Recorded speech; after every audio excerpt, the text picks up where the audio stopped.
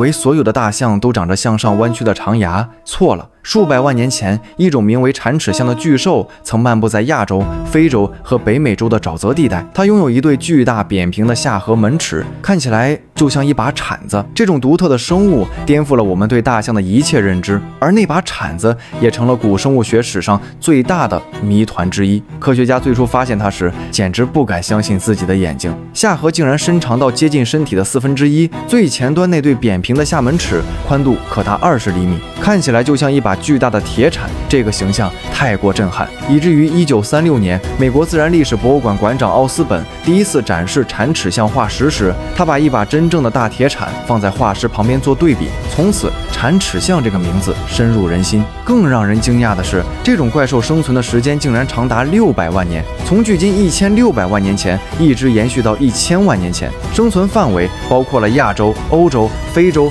和北美洲。他们是如何用这把怪异的铲子生存下来的？这个问题困扰了古生物学家近1个世纪。最初，科学家的推测完全错了。美国学者在1932年认为，铲齿象生活在水边，用大铲子一样的牙齿来取食水草，鼻子非常扁平，就像河马一样整日待在水中。这个理论统治了学界几十年，直到一个惊人的发现彻底推翻了这个假说。2016年的牙齿磨损分析显示，铲齿象的下门齿磨损模式根本不符合吃水草的特征，反而像是在切割更粗糙的植物，就像现代的镰刀抓住树枝并用下齿将其从树上切断。这意味着几十年来我们对铲齿象的认知都是错的。那真相究竟是什么？中国科学家用最新的有限元力学分析技术，在电脑里重建了铲齿象的进食过程，结果让所有人大跌眼镜。铲齿象生活在较开阔的环境之中，它利用灵活的鼻子卷握住植物，再用下颌进行水平切割。这种采食方式具有非常高的效率。原来那把铲子不是用来铲的，而是用来切的。更震撼的是，相对于其他早期象类，铲齿象的鼻骨最小，鼻孔周围的结构最复杂，甚至在演化程度上超过了现生的大象。这些鼻部相关的骨骼特征都说明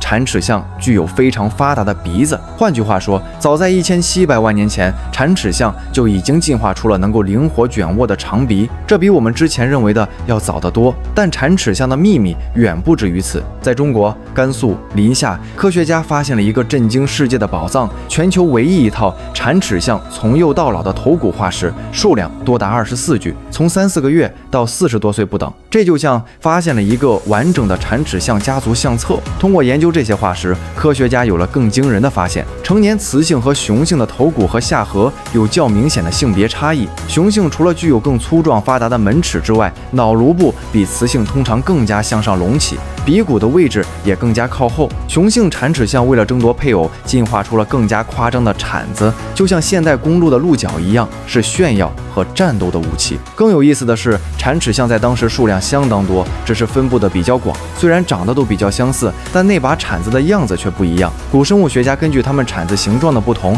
把它们分成了铲齿象、巨铲齿象和板齿象。就像人类有不同的种族一样，铲齿象家族也有着丰富的多样性。铲齿象的身体数据同样令人啧舌，一般铲齿象的体重可以达到2.5吨，有的还可以达到3吨到3.5吨，相当于2辆小汽车的重量。它们的下颌可以伸长到1.5米，几乎是身高的一半。如果人类有这样的下巴，那就像拖着一个超大号的雪橇在走路。但这还不是最夸张的，北美洲的铲门齿象进化出了陆地动物最大的下颌，长度超过2米，重量接近100公斤，光是下巴就比一个成年人还重。这么重的装备，铲齿象是如何保持平衡的？科学家发现，它们的颈部肌肉异常发达，脊椎结构也经过特殊强化，整个身体就像一台精密的起重机，完美的平衡了这把巨大的铲子。让人唏嘘的是，铲齿象的灭绝故事，它们曾经如此成功，遍布4大洲，繁衍了600万年，比人类文明的历史长1000倍，然而却在1000万年前